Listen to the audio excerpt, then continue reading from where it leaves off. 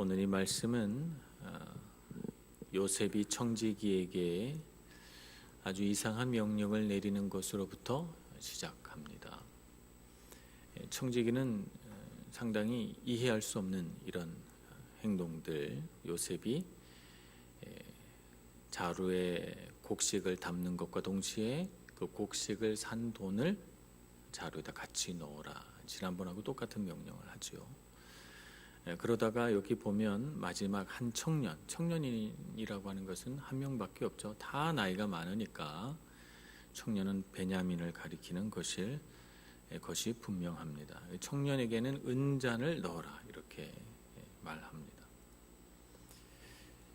그리고 그들이 성읍을 벗어나서 멀리 가기 전에 요셉이 다시 청지기를 불러서 그들에게 악하다 이렇게 말하면서 도둑으로 몰으라는 거예요. 정말 이해할 수 없는 명령이죠. 근데 청지기는 여기에 주인님, 그렇게 누명을 씌우면 되겠습니까? 이건 옳지 않습니다, 이런 말 한마디 없이 그대로 순종합니다. 이렇게 순종하는 까닭은 주인인 요셉을 신뢰하기 때문에 그렇습니다. 자기가 다 이해할 수는 없지만, 그러나 주인이 분명 깊은 생각이 있겠지, 무슨 뜻이 있겠지, 이렇게 생각하고 요셉과 이 형제들의 관계를 전혀 모르는 이 청지기는 자기 머리로는 전혀 이해할 수 없지만 순종합니다. 순종함으로 여기 보면 6절 말씀에 청지기가 그들에게 따라가서 그대로 말하니 라고 한 것으로 봐서 청지기는 주인의 명령이 마음에 부대끼지 않았어요. 그에게는 이것을 충실히 순종하는 것이 그에게 하나의 사명이었던 것입니다. 그대로 행합니다. 이것이 우리가 선한 청지기가 되어서 하나님 앞에 갖추어야 할 자세인 것입니다. 사람도 이렇게 사람에게 순종하는데 하물며 우리가 하나님 앞에 어떻게 순종해야 되는가? 사람이 사람에게 순종하는 것보다는 더 잘 순종해야 되지 않겠어요? 우리가 하나님의 많은 계획들을 다 이해할 수 없습니다.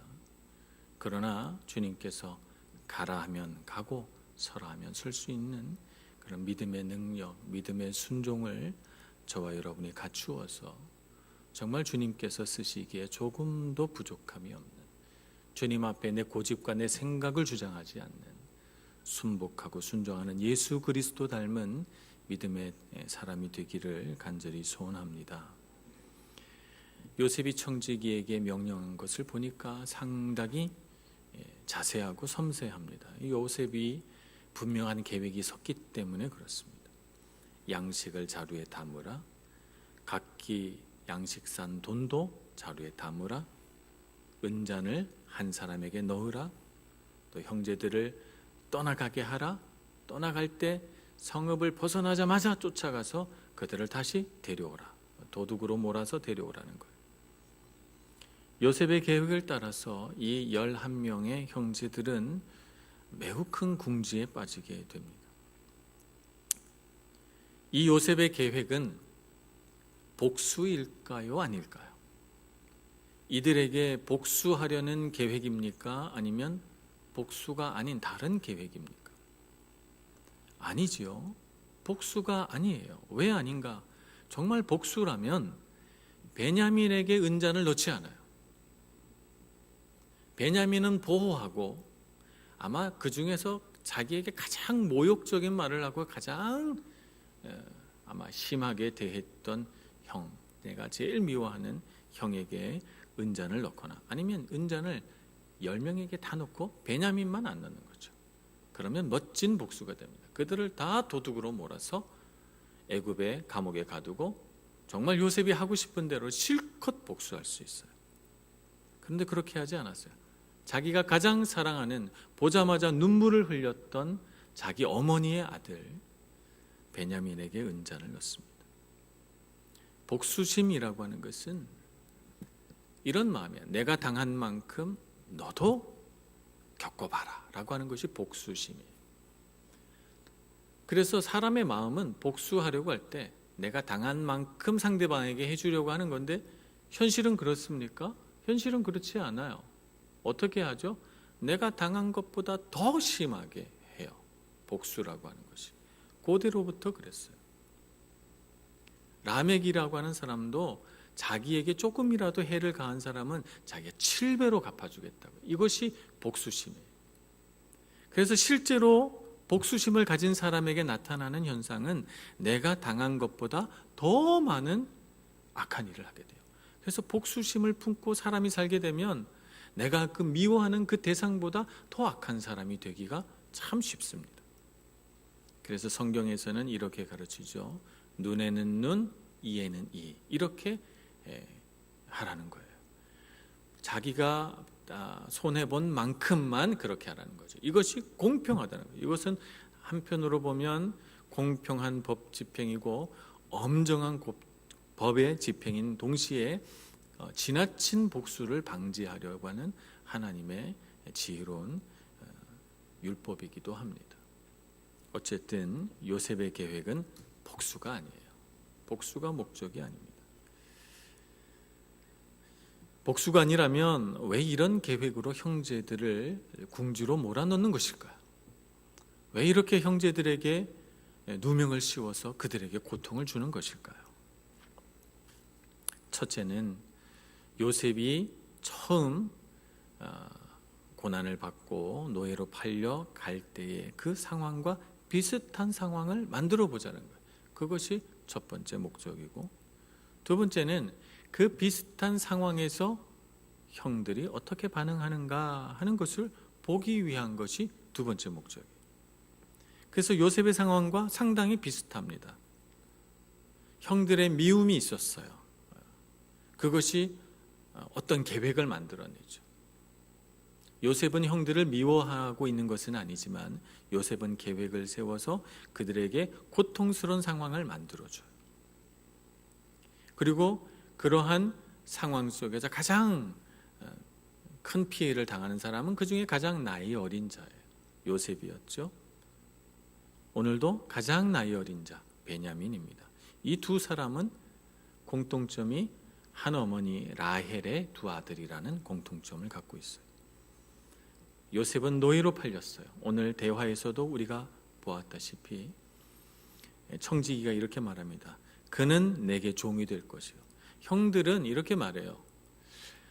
자신들의 결백함을 주장하기 위해서 만약 은잔이 발견되면 그 발견된 자는 죽음을 당할 것이요 우리는 다 당신의 종이 되겠습니다. 이렇게 말해요. 그러나 그런 아주 굉장히 무서운 말을 종은 오히려 가라앉히고 아주 작은 형벌을 제시합니다. 그가 누구든지 발견되는 그 자는 내게 종이 될 것이고 당신들에게는 죄가 없습니다. 이렇게 말하죠. 그래서 노예가 된다라고 하는 이 점도 공통점입니다. 이렇게 해서 요셉은 가족과 형제들로부터 분리됐어요. 오늘도 지금 베냐민은 형들로부터 가족들로부터 분리될 위험에 처해 있는 것입니다. 요셉의 마음은 무엇입니까? 이런 계획을 만드는 요셉의 마음은 무엇이에요? 형들을 시험해 보고자 함이에요. 형들을 시험해 보고자 하는 것입니다. 형들의 마음이 어떤가? 형들의 성품이 변했는가? 옛날 그대로인가? 그것을 알기 위한 것입니다. 그들 마음의 중심을 알고 싶은 거예요. 중심을 알고 싶은 마음은 과연 내가 형들과 사이에서 내가 요셉이요라고 밝혔을 때 진정으로 관계가 회복될 수 있을 것인가? 그것을 알아보기 위한 것입니다. 그래서 요셉은 자신이 형들의 손에 의해서 노예로 팔려갈 그 당시에 형들이 마땅히 들었어야 했던 그 말을 청지기에게 일러줍니다. 오늘 뭐라고 말합니까? 청지기에게 가서 너희가 어찌하여 선을 악으로 갚느냐. 5절 너희가 이같이 하니 악하도다. 이렇게 말하는 거예요. 실제로 그들은 은자를 훔쳐가지 않았기 때문에 지금 이 상황에서는 굉장히 억울한 말이에요. 굉장히 억울한 말이지만 그러나 그 옛날 그때에는 꼭 들었어야 하는 말인 것입니다. 청지기에게 말해 주라는 것입니다.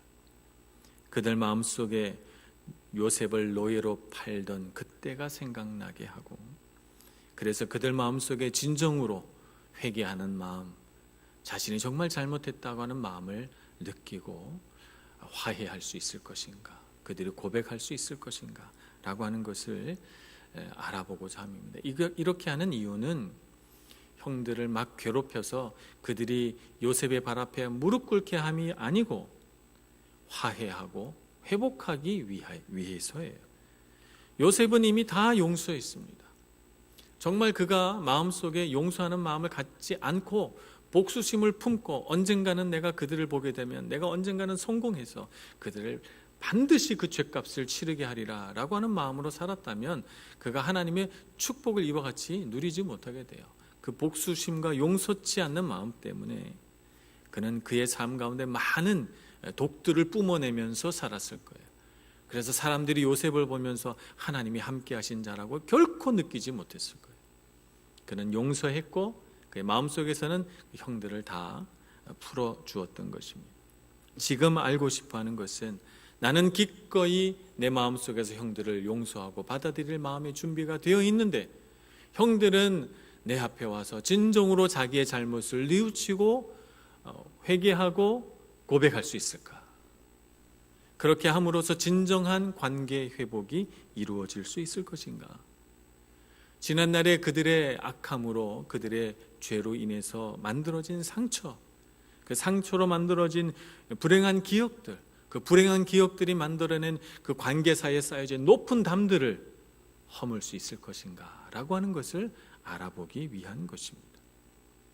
그래서 이와 같이 정교하게 짜여진 계획 속에서 형들로 하여금 요셉이 생각나게 하고 이제 또 다른 상황 속에서 베냐민을 어떻게 할 것인가 하는 것을 요셉이 보는 것입니다. 테스트하는 것은 좋을까요? 나쁠까요? 요셉이 이렇게 테스트를 해봐야 진정한 회복이 일어날 계기가 만들어지니까 이런 테스트는 할 수 있다고 생각합니다. 하나님은 사람을 테스트할까요? 하지 않을까요? 하나님도 사람을 테스트해 봅니다. 사람의 마음의 중심에 무엇이 있는가 알기 위해서이죠. 설령 사람의 마음 중심에 무엇이 있는지 안다 하더라도 그것이 그로 하여금 어떤 결정, 어떤 선택을 하는가 하는 것을 보기 위해서 하나님은 테스트하십니다. 창세기 22장 1절 2절 말씀에 보면 이렇게 기록되어 있습니다. 잠깐 보고 지나갈까요? 하나님께서 아브라함에게 이삭을 제물로 바치라 라고 하는 바로 그 대목입니다. 그 일 후에 하나님이 아브라함을 시험하시려고 그를 부르시되 아브라함아 하시니 그가 이르되 내가 여기 있나이다. 여호와께서 이르시되 내 아들 내 사랑하는 독자 이삭을 데리고 모리아 땅으로 가서 내가 내게 일러준 한 산 거기서 그를 번제로 드리라.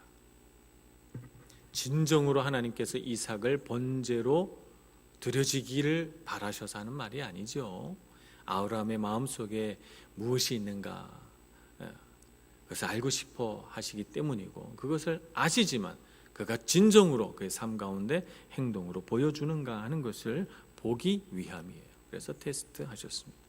출애굽기 16장 4절에도 보면 이런 하나님의 테스트가 나옵니다. 출애굽기 16장 4절 그때 여호와께서 모세에게 이르시되 보라 내가 너희를 위하여 하늘에서 양식을 비같이 내리리니 백성이 나가서 일용할 것을 날마다 거둘 것이라. 이같이 하여 그들이 내 율법을 준행하나 아니하나 내가 시험하리라. 광야 가운데서 그들이 굶주리고 고통당하고 이런 가운데 하나님께서 은혜를 하늘로부터 내려줍니다. 놀라운 기적이죠. 이것을 통해서 그들이 하나님은 살아계시구나. 하나님은 이 고난과 광야 가운데서도 우리와 함께 하시는구나. 그러니 우리가 하나님의 말씀대로 살아야지 우리의 환경 앞에서 우리의 고난 앞에서 하나님을 떠나면 안 되지라고 그들이 생각하는지 안 하는지 하나님께서 보시려고 만나를 주시는 거예요. 때로는 이해할 수 없는 명령으로 우리의 마음을 알아보고자 하십니다. 때로는 고난 속에서 은혜를 만나와 같이 내려주시면서 고난 속에서도 하나님을 붙들고 승리하고자 하는가, 믿음을 가지고 살아가는가 하는 것을 보시려고 우리를 시험하십니다. 이런 시험하시는 하나님을 향하여 왜 하나님 시험하십니까? 은혜만 주시지, 사랑만 주시지, 이렇게 할 수 있습니까? 아닙니다. 많은 사람들이 참으로 연약해서 환경에 넘어지고 상황에 굴복하고 하나님을 평안할 때는 잘 믿는 것 같다가 고난이 오면 쉽게 넘어지고 정말 마음으로는 하나님을 사랑한다고 하나님을 굳게 믿는다고 말하면서 선택의 상황이 눈앞에 주어지면 금세 하나님이 아닌 다른 것을 선택하는 이런 슬픈 일들을 얼마나 많이 합니까? 그래서 하나님께서는 우리의 신앙의 단계에 맞게 그때그때마다 우리를 테스트하시면서 우리의 신앙이 자라나도록, 우리가 만약 그 테스트를 넘지 못하고 주저앉으면 다시금 우리에게 격려하시고 힘을 주셔서 다시금 도전하라고 기회를 주시면서 우리를 이끌어 가시는 것입니다. 요셉이 하는 이러한 테스트는 마치 하나님께서 우리와 관계하시는 모습과 참 비슷합니다. 요셉은 이미 다 용서했어요. 마음이 준비되어 있어요. 문제는 형들의 마음이 어떤가 하는 것입니다. 하나님은 예수 그리스도의 십자가 은혜와 사랑 안에서 우리를 다 용서하셨어요. 문제는 우리가 그 주님의 큰 은혜와 사랑 앞에서, 하나님의 용서 앞에서 과연 하나님 앞에 고백하며 참회하며 바르게 설 것인가 라고 하는 점입니다.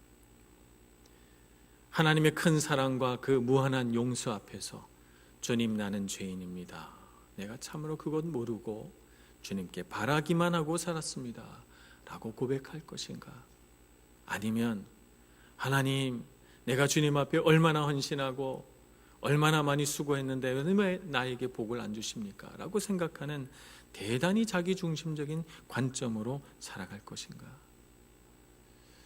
그 외에도 많은 선택이 있겠습니다만 어떻게 행동할까라고 하는 것은 우리 몫에 있는 것입니다.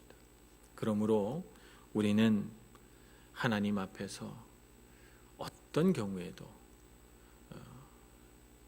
주님의 용서와 사랑을 알고 그 십자가 은혜 앞에 나아가는 겸손한 마음을 가져야 될 줄로 믿습니다. 그래서 주님께서 우리를 얼마나 사랑하시는지, 우리에게 주어진 이 고난과 이 이해할 수 없는 상황은 금세 지나갈 하나님의 사랑의 표현인 것을 알고 이 도전 앞에서 능히 테스트를 이겨내시는 저와 여러분 되기를 간절히 소원합니다. 형들의 마음은 어땠을까요? 형들의 마음은 굉장히 놀랐어요. 형들은 이 순간이 너무너무 중요한 순간이기 때문에 아마 자기들 11명의 형제들 중에 아무도 감히 요셉의 집에서 은잔을 훔쳐내리라고는 생각도 하지 못했어요. 그런데 은잔이 나왔잖아요. 큰형에서부터 한 사람 한 사람씩 쭉 풀어가는데 10명까지 다 은잔이 안 나왔어요. 그러니 그럼 그렇지 안심하고 있는 그 순간에 그 착한 베냐민의 자루에서 은잔이 나와버리니까 그는 정말 충격을 받았습니다. 정말 당황했어요. 억울했어요. 그리고 그 순간 그들은 아버지가 생각났을 것입니다. 연로하신 아버지 베냐민을 만약 데려오지 못한다면 나는 정말 울면서 스올로 내려가리라 라고 했던 이 요셉의 말이 그들 마음속에 생각나면서 참담한 마음이 되는 거예요. 정말 베냐민을 지켜야 한다는 이런 절박한 심정이 됩니다. 그래서 오늘 종이 너희는 죄가 없으리라 이렇게 말을 했는데도 불구하고 그들은 옷을 찢고 베냐민을 따라갑니다. 창세기 37장에 보면 요셉을 노예로 팔아치우고 이 요셉의 옷에, 채색 옷에다가 순양의 피를 묻혀가지고 야곱 앞에 가지고 가서 형들이 뭐라고 말하는지 아십니까? 이렇게 말합니다. 아버지의 아들의 옷인가 보소서. 우리 동생의 옷인가 보소서 하지 않고 아버지 아들의 옷인가 보소서 말해서 참 냉정함이 묻어납니다. 그들에게는 동생이 아니었던 거예요. 그래서 누가 옷을 찢습니까? 아버지가 옷을 찢어요. 야곱이 옷을 찢고 베옷을 입고 슬퍼하며 아들을 이룬 괴로움에 몸부림칩니다. 그러나 오늘 창세기 44장에서는 형제들이 옷을 찢습니다. 탄식합니다. 베냐민에게 너 정말 은잔을 너가 놓니? 따지거나 왜 너가 그런 짓을 했니? 하고 책임 전가하거나 너가 정말 했는지 안 했는지 분명하게 말해라 추궁하거나 그러지 않습니다. 그들은 끝까지 우리였어요. 그래서 오늘 44장에 보면 형제들은 자기 전부를 우리라고 합니다. 진정으로 회복된 형들의 마음을 볼 수가 있습니다. 그들이 달라졌지요. 요셉을 노예로 팔 때와 오늘 베냐민이 노예로 전락할 위기, 이 두 상황 속에서 형들은 분명히 다릅니다. 예전에 요셉을 노예로 팔 때에는 그들은 요셉을 시기하고 질투하면서 요셉이 받고 있는 아버지의 사랑, 우리는 못 받으니까 정말 밉다 이렇게 생각해서 요셉을 노예로 팔아 넘겼어요. 지금도 여전히 베냐민은 아버지의 사랑을 독차지하고 있어요. 근데 그들의 마음이 어떻습니까? 아버지의 사랑을 독차지하니 베냐민이 밉다 이것이 아닙니다. 아버지의 사랑은 그들 모두의 것이고 베냐민을 지켜야 되겠다는 생각 속에 있는 것이죠. 어떤 마음이 복받는 마음일까요? 전에 요셉을 시기하던 이 형들의 마음이 복받는 마음일까요? 그들이 과연 요셉을 미워하는 요셉을, 눈에 가시 같은 요셉을 노예로 팔아치워서 그들이 행복해졌습니까? 아버지가 행복해졌습니까?